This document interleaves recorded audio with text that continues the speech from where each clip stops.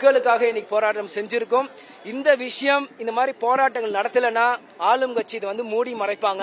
இந்த மாதிரி ஆர்ப்பாட்டங்கள் செஞ்சாதான் மக்கள் பார்வைக்கு வரும்.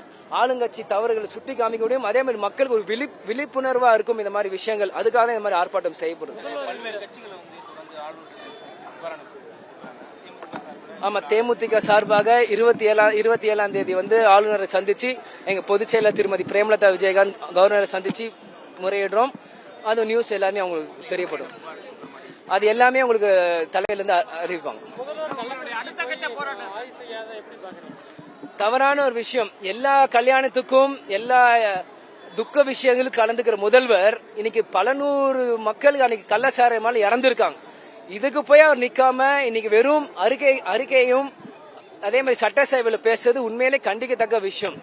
நீங்க ஜெயிக்கிறதுக்கு முன்னாடி வேணா திமுக தலைவரா இருக்கலாம், ஆனா ஜெயிச்சதுக்கு அப்புறம் ஆளும் கட்சி எதிர்கட்சி பொதுமக்கள் எல்லாருக்குமே நீங்க முதல்வர். ஆனா மக்கள் அங்க தவிக்கும் போது உடனேயாக அன்னைக்கு போய் அந்த ஸ்பாட்ல இருந்து அவர் வேலையை பார்த்து இருக்கணும். ஏன்னா கொரோனா தேத்துக்கு அப்புறம் இன்னைக்கு இவ்வளவு மக்கள் இன்னைக்கு இறந்தது பாக்குறது உண்மையை மன வேதனையாக இருக்கு. முதல்வர் போகாத வந்து உண்மையிலே தவறான விஷயம், கண்டிக்கத்தக்க விஷயம். இதுல இருந்தே தெரியுது இது திமுக அரசு தவறு செஞ்சிருக்குன்னு அவங்களுக்கே ஆழ மனசுல குத்துறதுனால அவங்க முதல்வர் நீங்க போகாம அங்க இருக்கிறார். அடுத்த கட்ட போராட்டம் எல்லாம் நிகழ்வும் நீங்க வர நாட்கள் நீங்களே சந்திப்பீங்க. நன்றி.